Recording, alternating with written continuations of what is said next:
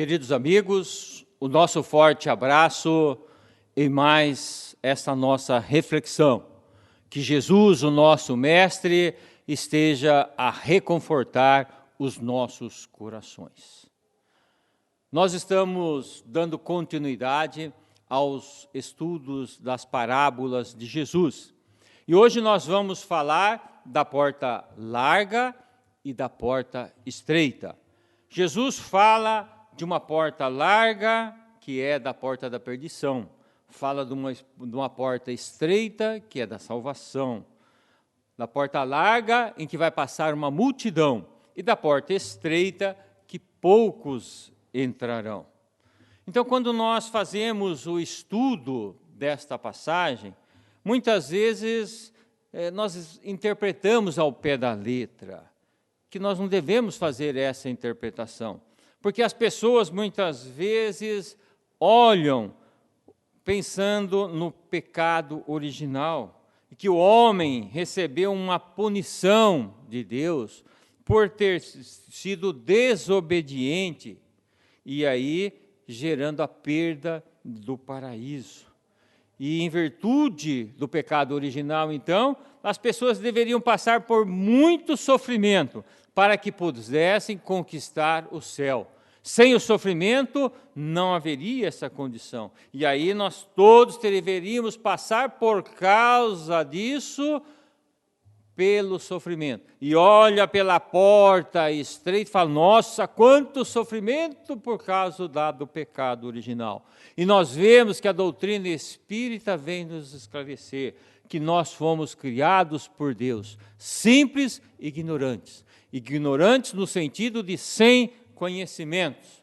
E a partir daí, nós vamos crescendo na escala evolutiva, não tendo, portanto, a salvação de nenhum paraíso, nós temos sim o crescimento da nossa evolução espiritual.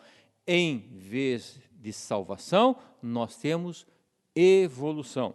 Então não devemos olhar por essa passagem com esse olhar da perda do paraíso, do pecado original.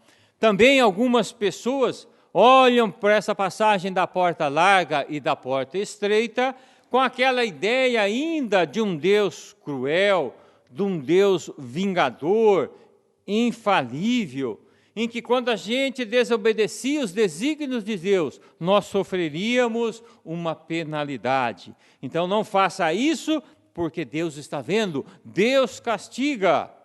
Deus está em toda parte e tudo vê, então cuidado. E aí a pessoa lembra, aquelas passagens, haverá dores e rangeres de dentes, E as pessoas ficam com a ideia de um Deus cruel e vingativo, que se eu não atender a Deus, se eu fizer diferente disso, eu vou sofrer um castigo, eu vou sofrer uma dor. E aí, com essa ideia, a pessoa olha para essa passagem, vê a porta larga, vê a porta estreita, e fala em perdição e salvação, paraíso. Mas não é com esse entendimento, porque Deus, Pai, é amor. Imagine que Deus nos ama. Ele não quer se vingar, Ele não quer nos trazer dor. Ele não quer castigar, Deus não castiga. Então nós vamos conhecer aqui um Deus de bondade, um Deus de amor, de justiça, misericórdia. Ele não condenaria ninguém àquela porta, você vai entrar aqui nessa porta larga e vai ficar eternamente nesse sofrimento. Então nós temos que ter um outro olhar sobre essa passagem de Jesus. Como então nós vamos entender essa simbologia, essa passagem? Primeiramente, vamos entender o que seria a porta. Nós estamos diante de duas portas, E porta, nós podemos ter a simbologia de um local de passagem. Passagem entre dois estados. A porta pode ser uma passagem entre dois mundos. Pode simbolizar o mundo material e o mundo espiritual.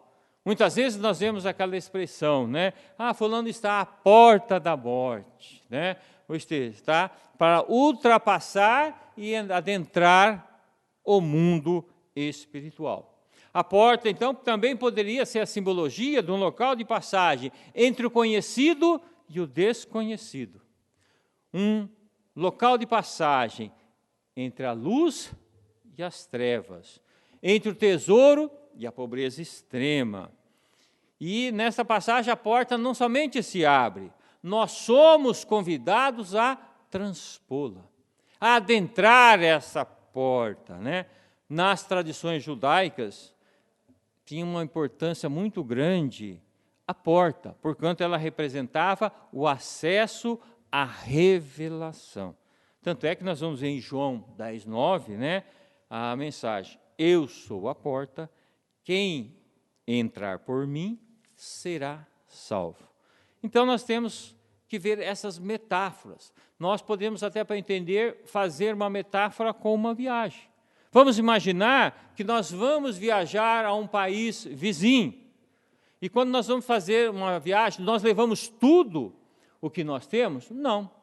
Para uma viagem, nós levamos o que é mais importante. Aquilo que é essencial, necessário. Roupas, calçados e um pouco de dinheiro.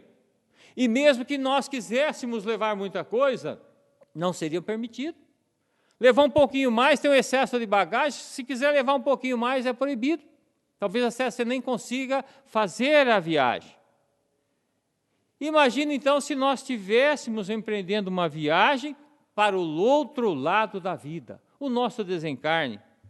O que nós levaríamos nessa viagem? Porque durante a vida nós vamos ajuntando um monte de coisas para a nossa vida.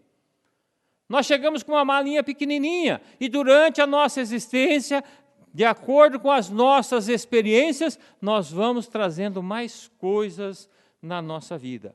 E se nós fôssemos transpor, então, esta porta, do outro lado da vida, o que nós levaríamos? Nós poderíamos levar somente aquilo que poderia ser passado por essa porta estreita.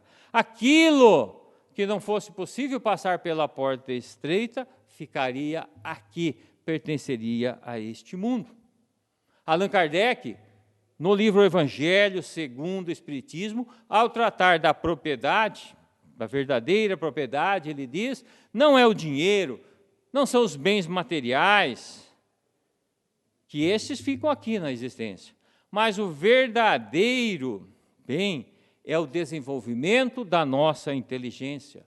São os conhecimentos morais que nós adquirimos e o bem que nós tivermos praticado. Esses sim são aqueles bens que passarão por esta porta estreita e que ninguém nos roubará. Diz assim o texto evangélico: entrai pela porta estreita, porque larga é a porta da perdição e espaçoso o caminho a que ela conduz. E muitos são os que por ela entram. Quão pequena é a porta da vida, quão apertado o caminho que a ela conduz, e quão poucos a encontram. Vejam, a chamada porta que nós deparemos, a porta estreita e a porta larga, na realidade é uma escolha de caminho que nós temos. Nós estamos diante de um momento na nossa vida em que nós temos que fazer uma escolha, segundo o nosso livre-arbítrio. Não é uma imposição, você tem que entrar pela porta estreita. Mas no nosso dia a dia, quando tomamos as nossas decisões, nós estamos escolhendo a porta larga ou a porta estreita. Para vir na reunião de hoje aqui, eu vou na reunião lá, no estudo da noite, ou vou ficar aqui em casa, vendo uma televisão, vendo uma novela? Nós estamos diante de uma porta larga e de uma porta estreita. A decisão é nossa. Então, em tese, quando nós estamos diante dessa situação, nós estamos diante de uma escolha. E é isso que o tempo todo essa passagem do Evangelho foca. Segundo a nossa decisão, segundo o nosso livre-arbítrio. não é feito nenhuma imposição a nenhum dos senhores. Eu lembro de uma mensagem que eu recebi a semana passada pela internet. Era um mosteiro em que as pessoas lá eram todos magrinhos, não tinha ninguém gordo. Lá era todo magrinho. E as pessoas queriam saber, mas como? Por que todo mundo é magrinho?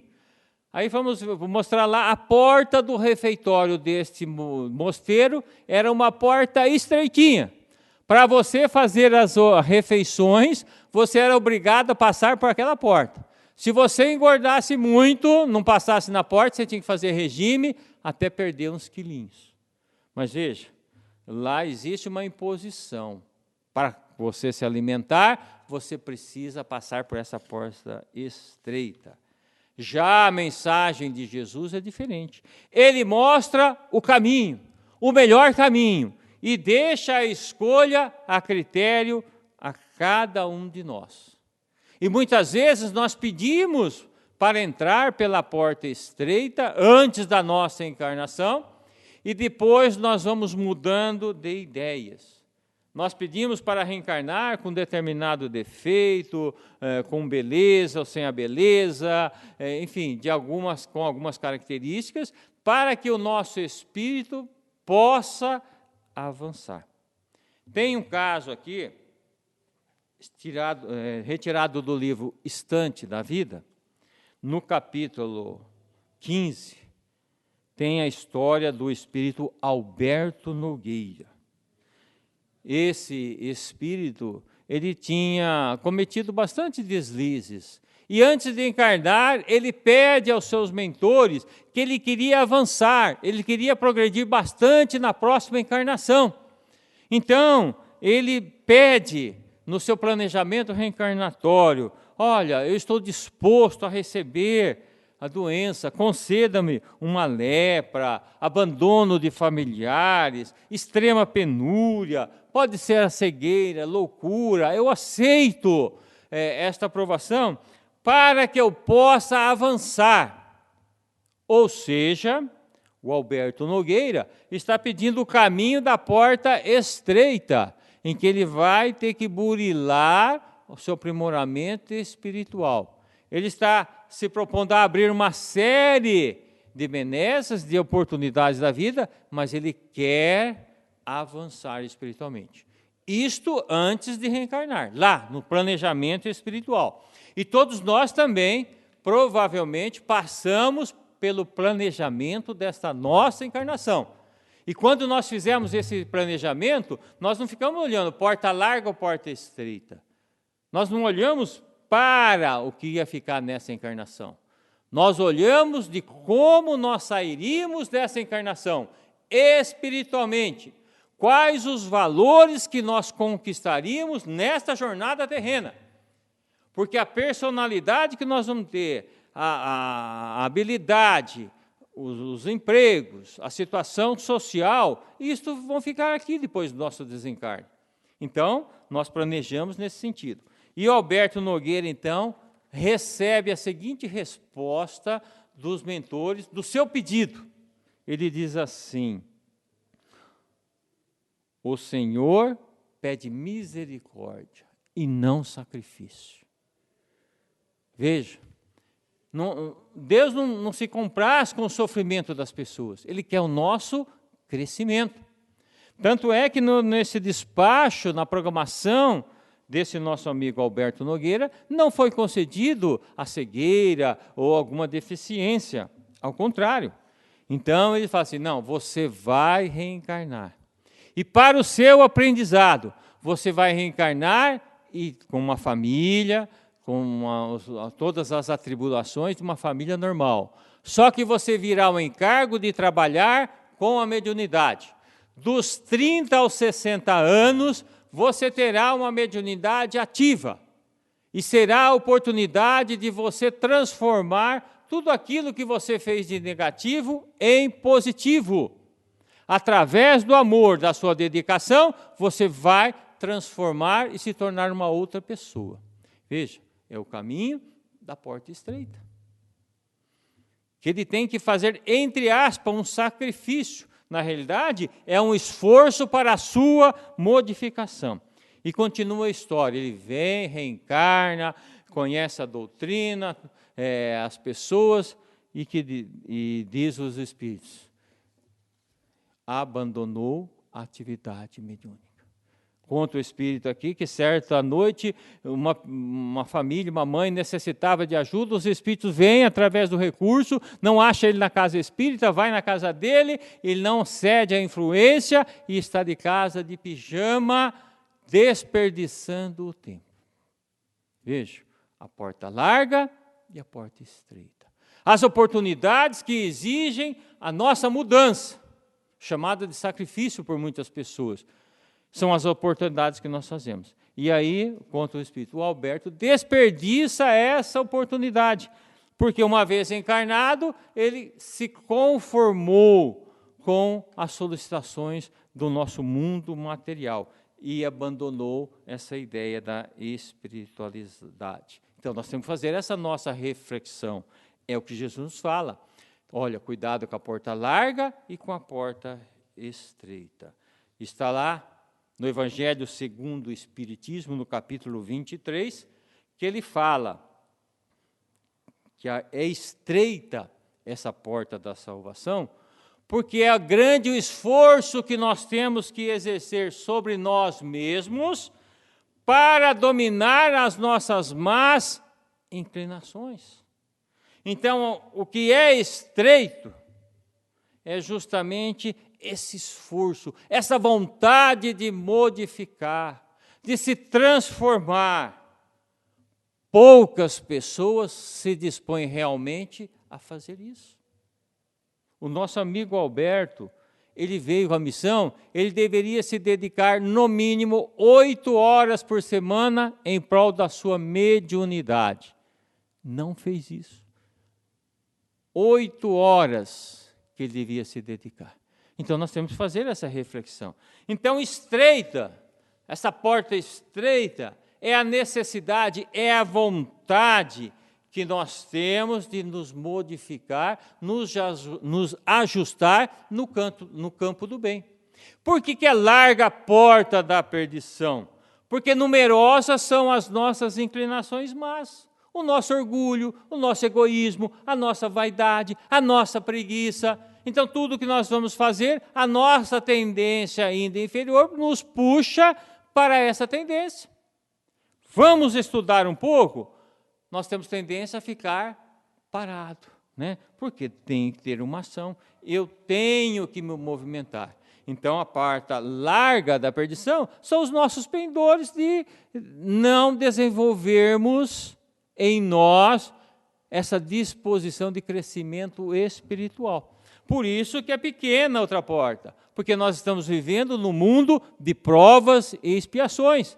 E num planeta de provas e expiações, o mal sobrepõe ao bem. Quando a Terra já estiver transformada no mundo de regeneração, no mundo de regeneração, o bem se sobrepõe ao mal. Terão mais pessoas fazendo o bem do que fazendo o mal.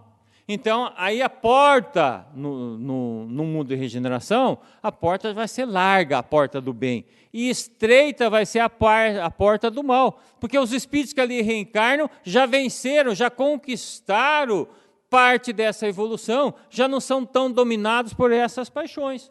Mas enquanto estivermos aqui na Terra, nós vamos estar diante dessa luta íntima de cada um diante do bem e do mal. E o que caracteriza, a porta larga, né? São esses chamados que nos desviam das nossas ações do bem. Então, são vícios materiais, os vícios morais, o apego em demasia à matéria, quando nós enganamos os outros para tirar uma vantagem. À medida em que nós vamos evoluindo, nós vamos nos libertando dessa porta larga. Aquilo que era um sofrimento em determinado momento, quando nós fazíamos, vai deixando de ser. Porque nós vamos melhorando e vamos absorvendo esse entendimento. Veja, você sofre quando você é colocado diante de uma bebida, diante do cigarro, diante de uma droga. Às vezes a pessoa quer fumar, não aguenta ficar sem fumar. Ela sofre. Ou a bebida, que vontade de beber, ela passa vontade. Ou as pessoas com a droga. À medida em que nós conseguimos dominar a questão do fumo, você está diante do fumo, de pessoas fumando, e você não vai sentir vontade de fumar. Veja, não será mais sacrifício. Quando você ainda não conquistou aquela virtude, você não se libertou daquele vício, você está na porta larga, você sente vontade. É um sacrifício você não fumar. Quando você já conquistou, se libertou desse vício, você pode estar diante de pessoas que fumam, não te dá nenhuma sensação de querer fumar. Mesma coisa com relação às bebidas e com relação às drogas. Então, nós temos uma porta estreita, que é a prática do bem, e a outra porta larga, que é não fazer nada, deixar a coisa correr. Vida leva eu, né? Então, deixa a porta larga. Você cede, você não tem compromisso com a mudança, né? Então, vamos ver um exemplo. Quando eu iniciei na doutrina espírita, quando eu comecei a frequentar reuniões mediúnicas, eu não gostava muito. Era um sacrifício, nossa, 1h30, era meia hora de explanação e 1 hora de atividades mediúnicas. Era das 8 às 9h30. E aí ficava aquela, nossa, que hora que acaba? Você desconcentrava na reunião, você estava no meio e lembrava do serviço. À medida que eu comecei a interagir com o grupo, eu comecei a me integrar. E aí o que aconteceu? Quando eu não ia, precisava faltar na reunião mediúnica, sentia falta. Eu me alimentava espiritualmente daquela reunião. Aquilo que no começo era um sacrifício, que era a porta estreita, mas como é duro. Com o tempo, eu comecei a gostar e aquilo faz parte da minha vida. É uma alegria imensa participar. Deixou de ser um peso. Era uma porta larga, era um monte de chamamento para ir para lá. Eu consegui trabalhar e naturalmente entrei por essa porta estreita. Então, para fazer o bem, tem que ter uma ação. Dá trabalho fazer o bem. Para não fazer o bem, basta não fazer nada. Numa noite fria, você sai da casa espírita, você vê a pessoa deitada na rua passando frio. Para não fazer o bem, não faça nada, vai embora reto. Mas para fazer o bem tem que ter ação. Você tem que parar, você tem que conversar, tem que procurar um cobertor, tem que procurar uma blusa. É essa. Então, nós estamos sempre diante da porta larga e da porta estreita. Muitas vezes nós não queremos nos comprometer. Então, fala assim, alguém vai passar e vai trazer uma blusa para ele. E vai embora. Nós estamos com a atitude do quê? Da porta larga. Na porta estreita seria parar e ajudar. Você vê uma pessoa com fome, sabe de alguém que está passando fome. Você vai lá, leva uma cesta básica, leva um alimento. Ou não leva. Alguém vai fazer. Esquecendo que nós somos mensageiros de Deus nesta vida. Nós somos os intermediários que a espiritualidade utiliza para que o bem floresça. Então é esse o exemplo da porta larga e da porta estreita. A todo instante nós estamos nos deparando. E o interessante é que a decisão é nossa. Nós é que temos que decidir que caminho eu quero, a estreita ou a larga. A larga exige, que você simplesmente siga a vida. Então, por exemplo, eu tenho que perdoar. Perdoar é a porta estreita, porque exige uma ação, exige um esforço na minha renovação íntima. Não quero perdoar, é a porta larga. Você não quer perdoar, você está escolhendo o quê? A mágoa. Você não quer perdoar, você está escolhendo o quê? A vingança. É a porta larga. Você dá vazão a esse sentimento, você não modifica nada. Você não cresce espiritualmente, então você entra. É o que todo mundo faz. Não faz o esforço de renovação. Então, sempre nós estamos diante da escolha. Eu vou pegar a porta larga ou estreita? Decide-se por perdoar. Vai dar trabalho? Vai. Não é dolorido. Exige modificação, exige esforço. Depois que você aprende a perdoar, é como frequentar a reunião mediúnica. Você vai fazer automaticamente. Você nem vai chegar mais a se ofender com as pessoas, porque você já assimilou no seu coração este ensinamento de Jesus. Então, entre aspas, um sacrifício a menos diante da porta larga. Em cada existência nós temos que nos ir aproximando mais da porta estreita, que é o que nós chamamos da nossa transformação. Mas isto é voluntário, tem que ser do nosso livre-arbítrio. Por isso que Jesus fala, essa porta larga é da perdição. Você não faz nada, você continua com rancor, com ódio das pessoas, você vai cair na perdição. Você vai perder esta existência. Como o nosso amigo fez o compromisso, aquilo era para beneficiar ele. Não precisava de nenhuma dor. Ele precisava atender à espiritualidade como médium. E ele perde a oportunidade. Por isso Jesus fala que é a porta da perdição, do comodismo, da não transformação, da ociosidade. É isso que nós queremos espiritualmente para nós? Nós temos que procurar a porta estreita. E muitas vezes nós olhamos com tristeza. Não, a porta estreita é a porta da dor. Não é a porta da dor, é a porta da transformação, que exige sim esforço. Mas nem todo esforço de aprendizado é uma dor. Você aprender a perdoar, no começo é incômodo, né? Aí você vai exercitando, vai chegar um tempo que não será mais dor. Se ainda for no sofrimento, é porque nós não estamos querendo nos libertar dos nossos pensamentos negativos. Nós ainda estamos arraigados nos nossos instintos. Paciência, a mesma coisa, vamos trabalhar a paciência. Dedicação, fazer um estudo, exige esforço. Mas não estudar é bom. Ficar deitado no sofá é uma maravilha. Tem que pegar e ficar 1 hora lendo um livro todo dia em casa. Dá um trabalho. Assistir uma reunião. Ixi, você vai no centro. Hoje eu estou cansado. Né? Exige. Isso é dor? É mudança. Nós não podemos deixar que essa situação de comodismo fique cristalizado no nosso espírito, porque estaremos perdendo a oportunidade nesta encarnação. Nós já fizemos isso tantas e tantas encarnações, erramos, nos acomodamos. Será que nós queremos continuar nessa situação espiritual? Nesse momento que as luzes espirituais estão explodindo no mundo inteiro, estão sendo acendidas no planeta inteiro, sob a égide das várias religiões.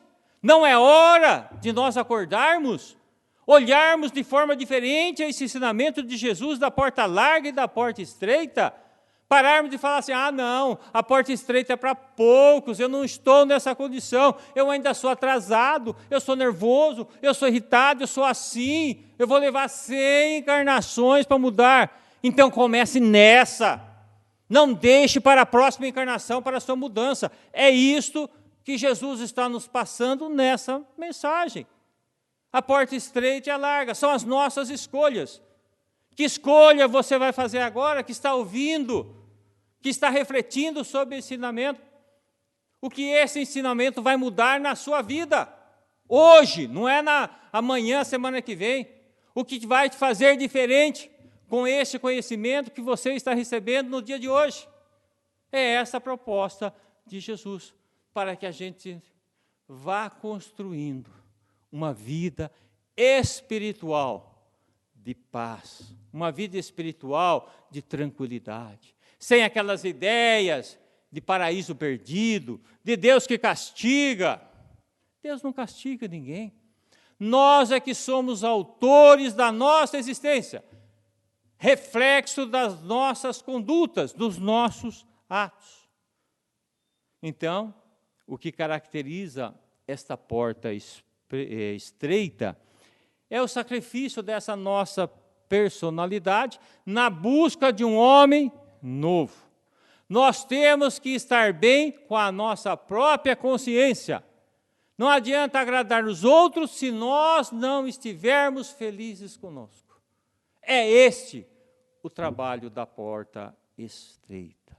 Só que ele não é imposto a ninguém. Nós temos que amadurecer. Nós temos que compreender os ensinamentos de Jesus, para que a gente possa ter maturidade. para que tenha bom senso, para que a gente encontre força para essa mudança que vamos realizar em nossa vida.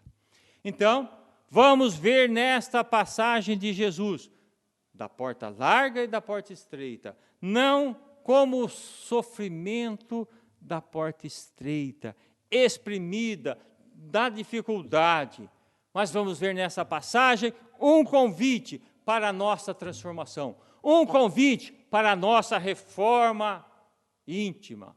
Este convite para abandonarmos toda essa bagagem inútil que nós fomos ajuntando durante toda a nossa existência. Vamos ser felizes com os ensinamentos de Jesus, nos conhecendo mais. Por isso, nós vamos lembrar a definição do espírita. Reconhece-se o verdadeiro espírita pela sua transformação moral, pelo esforço que ele emprega para dominar as suas más tendências. Jesus também disse: eu sou o caminho, a verdade e a vida. Ninguém vem ao Pai senão por mim. Sejam, meus amigos, felizes nas suas escolhas. Muita paz e muito obrigado. Que assim seja. Olá, amigos, estamos de volta com o tema Os Motores da Alma Humana. Nós já falamos anteriormente sobre os circuitos positivos. A par dos circuitos negativos do nosso cérebro, oriundos e conectados às raízes da alma, existem circuitos positivos que podem desativar os negativos e são geralmente pouco utilizados. É como se ao nascer, nada obstante portarmos dois recipientes, um contendo bons propósitos e outro contendo más tendências, recorrêssemos e utilizássemos apenas o reservatório que nos mantém na inferioridade, na doença, no comprometimento. É uma coisa até estranha, né, amigos? O título da nossa conversa é este: Os Motores da Alma Humana. Nós não temos consciência de que devemos injetar, colocar como combustível desse nosso motor, da nossa alma, os circuitos positivos, que vão permitir que cumpramos o verdadeiro sentido da vida. E quem vai ganhar com isso? Nós mesmos. O outro, o planeta, a sociedade. Porque nós estamos usando os circuitos positivos que anulam os circuitos negativos. Por que adoecemos? Desequilibramos-nos no transcurso da atual existência porque insistimos em não acionar os mecanismos de defesa contidos numa espécie de reservatório de bondade que todos portamos, mesmo que inconscientemente, que são verdadeiros antídotos da parte negativa da nossa personalidade. Quer um exemplo? A empatia, gentileza, compaixão são circuitos pouco acionados e podem anular aqueles mecanismos que nos incomodam. Olha só, a doença é provocada pelos circuitos negativos. A intranquilidade, a depressão, a tendência para o suicídio são todos filhos de circuitos negativos. Diz André Luiz, na obra Ação e Reação, que o processo obsessivo começa com o nosso desequilíbrio. Quando nós nos desequilibramos, atraímos seres desequilibrados, que estimulam, potencializam o nosso desequilíbrio. E nós só viveremos melhor, sem más influências, sem medos, quando nós nos tornarmos e tornarmos o mundo um pouco melhor. Somente viveremos melhor e tornaremos o mundo melhor, com menos ansiedade e mais equilíbrio, quando descobrirmos que o bem que fizermos retornará para nós mesmos. É isso mesmo. É como se fosse uma bola de borracha. Ela bate e volta. Aquilo que eu faço gruda no meu corpo astral, como se fosse uma mácula, uma mancha. E essa mancha vai me trazer intranquilidade, deficiência, doença, dor, nesta vida mesmo ou numa próxima vida. Isto é, aquilo que eu faço para o outro, para a vida, volta para mim imediatamente. Enquanto qualquer um no mundo estiver mal, nós também estaremos em situação difícil. Estamos todos conectados. Ao ferir uma pessoa, também nos ferimos. Ao fazer mal para uma pessoa, tenha certeza de que estará fazendo mal para você também, afirma a psiquiatra Ana Beatriz Barbosa. A base do nosso adoecimento está em nosso interior e vai desaparecer à medida que nós nos instruirmos mais, tivermos mais conhecimento e quando melhorarmos a nossa atitude. São 2 pontos: o conhecimento, a asa do conhecimento e a asa do sentimento. Quando conseguirmos desenvolver essas 2 asas, nós estaremos minando o adoecimento. Se não tomarmos conhecimento dessa realidade, continuaremos a evoluir para a enfermidade, para o adoecimento. O que é Museu da Empatia? Empatia, em primeiro lugar, é colocar-se no lugar do outro. Veio de Londres para o Brasil uma mostra chamada Caminhando em Seus Sapatos, chamada também de Museu da Empatia.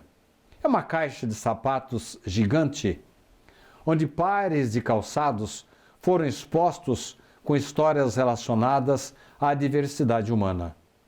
Ao todo, são 25 histórias que conduzem o público a uma viagem sensorial e empática, apresentando relatos do luto ao amor, da perda à superação, do preconceito à inspiração, da exclusão à inclusão, entre outros. Resumindo essa história, essa mostra que veio para o Brasil, Caminhando em Seus Sapatos, ela parte de um ditado indígena que diz assim: você somente vai me conhecer quando caminhar alguns quilômetros com os meus calçados, com os meus mocassins. O que quer dizer isso? Nós só vamos conhecer uma pessoa quando tomarmos conhecimento das suas emoções, das suas dores, dos seus problemas. Agatha Christie, a famosa escritora, ela desabafava dizendo: não adianta vocês me criticarem, vocês não sabem os problemas pelos quais eu estou passando. E nós só vamos saber exatamente o que acontece com o outro se nós nos colocarmos no lugar dele. Este é um dos motores da vida humana. Um motor positivo, um combustível positivo. Você treinar, exercitar a empatia, colocar-se no lugar do outro. Com isso, você vai ensaiar solidariedade. A empatia é colocar-se no lugar do outro, é ser solidário a ele. Nesse Museu da Empatia, o visitante escolhe um sapato ou uma história que gostaria de ouvir. Após a escolha, Ele é convidado para caminhar com os sapatos por esse espaço da mostra, enquanto escuta com fone de ouvido um depoimento narrado da pessoa a quem eles pertenceram. É uma grande oportunidade de aprender fazendo. Anete Guimarães, em uma de suas palestras, diz mais ou menos o seguinte: quanto maior for o número de pessoas com quem você venha a se importar ou se preocupar, mais saudável será a sua mente e seu corpo. Olha só, nós estamos sintetizando com as palavras da Anete, estamos sintetizando o grande motor da alma humana. Quanto maior for o número de pessoas com quem você venha a se importar ou se preocupar, mais saudável será a sua mente e seu corpo. Está aí a fonte da saúde, da tranquilidade, da sua boa vivência aqui na vida. Uma mente feliz, um corpo saudável, a partir do momento que você se utiliza da empatia, a partir do momento que você se preocupa com o outro. Independentemente da riqueza, da situação confortável que você viva, elas não serão fatores determinantes para a sua felicidade, nem mesmo para a sua satisfação sexual ou outros fatores de ordem material. Pesquisas e mais pesquisas feitas nos Estados Unidos chegaram à conclusão daquilo que o Cristo já havia nos antecipado séculos atrás. Sem amor no coração, não haverá libertação. Enquanto não tomarmos consciência dessa realidade, nós continuaremos sendo doentes e vamos continuar alimentando os aspectos negativos da nossa personalidade. Resultado, vamos sofrer, vamos ficar doentes, vamos renascer com problemas, com deficiências, com doenças incuráveis, com traumas de outras vidas.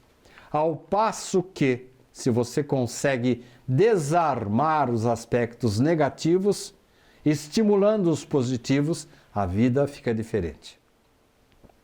Quero lhes trazer uma ilustração bem interessante, oferecida por Neo Lúcio, através da mediunidade de Francisco Cândido Xavier. Chama-se A Arma Infalível. Um homem revoltado remeteu uma carta com um pensamento de ódio ao chefe da oficina de que ele havia sido dispensado. Desprevenidamente, o chefe, o destinatário, acolheu aquela bomba mental que, a partir daí, passou a ameaçar a ele, o chefe da oficina, e os circunstantes. Prestem atenção, acompanhem. Agora o chefe estava com a bomba na mão, uma bomba mental. Lembram-se? Aquele pensamento de ódio do funcionário que foi dispensado? Estava ali concentrada, aquele pensamento estava concentrado nessa bomba mental nas mãos do seu chefe. A primeira vítima do artefato emocional foi um subchefe. Ele arranjou um pretexto qualquer, enxergou um defeito lá numa pequena peça e o chefe lançou uma bomba, aquela bomba mental, em cima do subchefe. Você é incompetente? Onde já se viu? Essa peça aqui está com defeito? Você não está prestando atenção? Você não é um bom profissional? Transformou a vítima em criatura amuada e rigorosa. Desculpem. Transformou a vítima em criatura amuada e rancorosa. Agora, a projeção maléfica estava com ele. Ele estava portando a bomba moral, cheia de ódio. Na hora do almoço, ao invés de acolher com simpatia e gratidão a comida preparada com carinho pela esposa, descarregou-lhe a bomba por um pretexto qualquer, porque tinha passado do sal ou não tinha comida que o agradava mais. Aí a bomba mudou de dono, ou melhor, de dona. O dardo invisível estava agora com a dona da casa. Dirigindo-se à cozinha, encontrou a pobre menina que a auxiliava nos deveres da casa. Não teve dúvidas. Despejou na moça aquele ódio itinerante que estava sendo repassado de mãos em mãos. Estão lembrados? Do funcionário revoltado para o chefe, para o subchefe, para a esposa, agora descarregou naquela menina, pobre menina. A empregadinha teve vontade de descarregar aquela bomba que agora ela portava, pegando as louças que ela estava lavando, jogando tudo para o chão. Mas, como ela sabia que o prejuízo lhe seria evitado, conteve-se. Notou, no quintal, um pobre cão que ali dormia. Não teve dúvida. Deu-lhe um violento pontapé. Ganindo, o animal agora ele portava o projétil venenoso da raiva. Mordeu a primeira pessoa que encontrou na rua.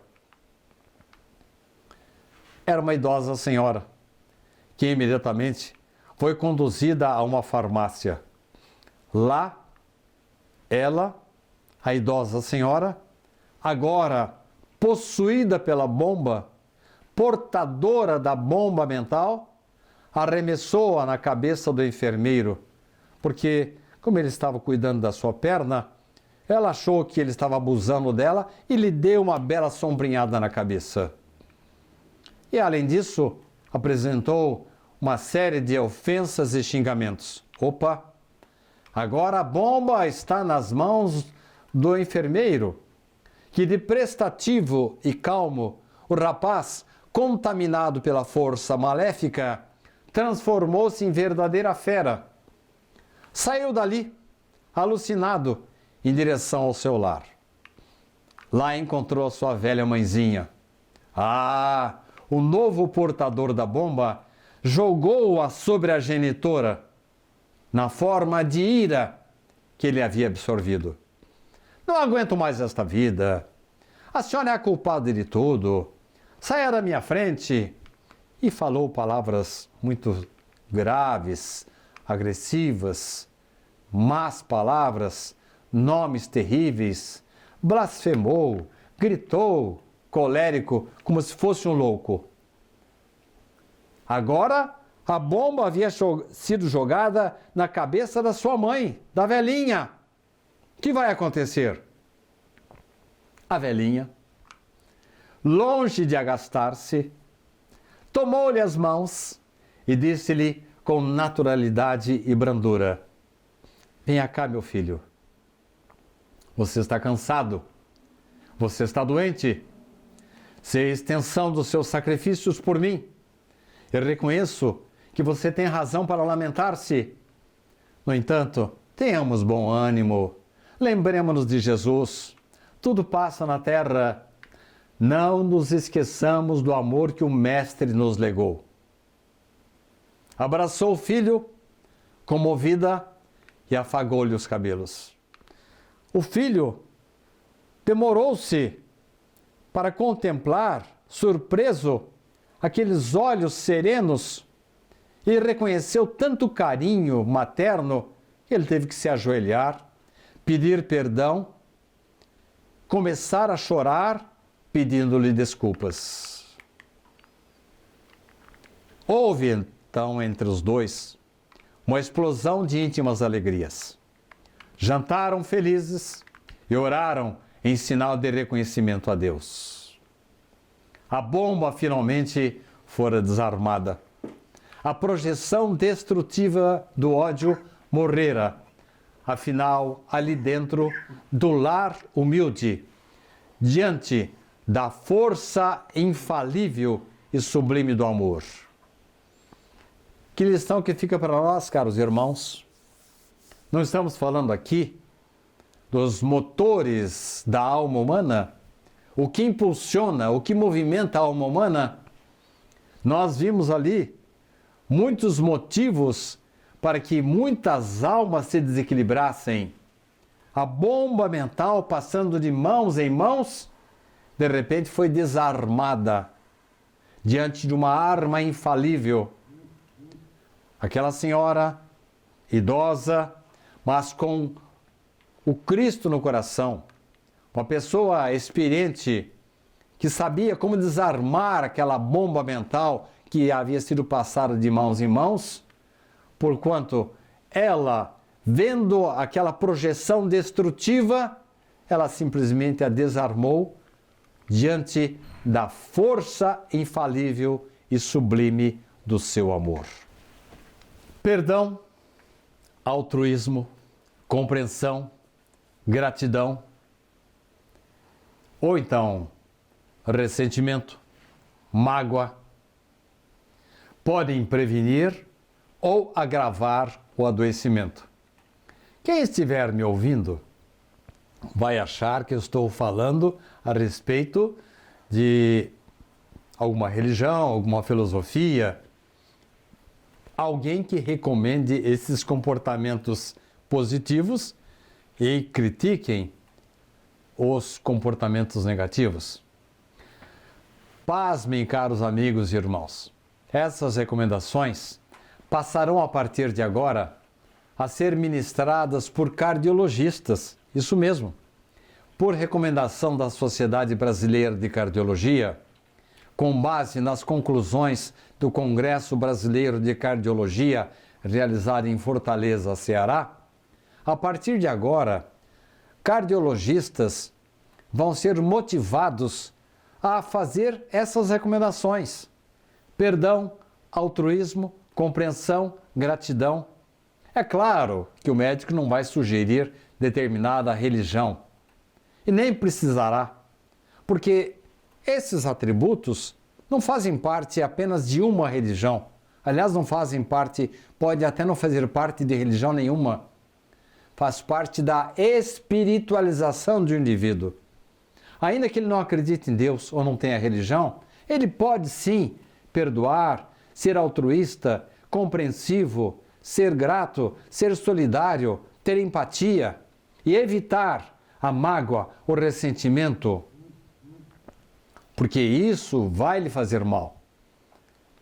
Impulsionados por conceitos de civilizações milenares e filosofias contemporâneas, incluindo o Espiritismo, pesquisadores, cientistas começaram a estabelecer uma espécie de relação de correspondência entre a conduta humana e a felicidade.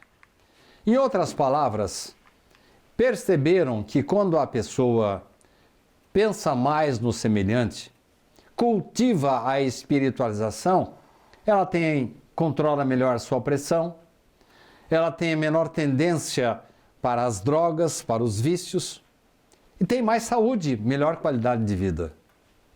Afirmava Richard Simonetti que a medicina do futuro será essencialmente profilática, com a identificação prévia das causas no comportamento do paciente. Em outras palavras, futuramente, o médico vai prevenir a doença através de atitudes, de recomendações que vão trazer melhores condições de saúde. Então, a partir do momento que o indivíduo leva a sério uma religião, repito, o médico não vai sugerir uma religião, mas se ele tem uma religião e leva essa religião a sério, ele tem todas as condições para cultivar a espiritualização. Com isso, nós vamos no futuro ter condições para prevenir, de uma certa forma, de maneira profilática, identificando previamente as causas das doenças, das dores. O que faz o paciente, o que pensa, o que sente, o que come, como se exercita, como dorme, como trabalha, como é o seu relacionamento com as pessoas e os sentimentos que cultiva. Olhem só, caros irmãos, aquilo que o Espiritismo já fala desde que Kardec codificou a doutrina e depois, posteriormente, André Luiz vem repisando na sua coleção A Vida no Mundo Espiritual, dizendo que a doença, a causa real da doença está em nossa alma, está em nosso perispírito, em nosso corpo astral, com aqueles pontos negativos que lá colocamos nesta vida e em vidas anteriores. Quando tomarmos essa consciência, a vida será melhor, mais fácil de viver. Porquanto vamos saber que, quando cultivamos os aspectos negativos, provocamos doenças, provocamos deficiências. Quando, ao contrário, levamos a vida a sério, pensamos no próximo, somos mais solidários, contribuímos com a natureza, com a sociedade, fatalmente a nossa saúde é bem melhor. Inúmeros estudos vêm demonstrando que indivíduos com maior religiosidade ou espiritualidade apresentam menor incidência de muitas doenças. Além disso, esse grupo consome menos álcool, menos tabaco e tem menos sintomas depressivos. Olhem só, estamos chegando à época preconizada por Simonetti. Nós vamos, com certeza, identificar previamente, profilaticamente, que pessoas com maior espiritualidade no seu comportamento terão menos vícios, menos doenças, menos deficiências. Compaixão e cuidado devem caminhar juntos, diz o professor adjunto de cardiologia da Universidade do Estado do Rio, Dr. Roberto Sporcati. Há um verso do poeta inglês Robert Browning. Caminhei 10 quilômetros com o prazer. Ele tagarelou o tempo todo. Falou muito, sem nada me ensinar. Caminhei 1 quilômetro com a dor. Ela não falou nada, não pronunciou uma palavra. Mas quantas coisas aprendi quando a dor foi minha companheira. Caros amigos e irmãos, será que nós vamos precisar da dor para aprender? Será que nós vamos eleger a dor como um dos motores da alma humana?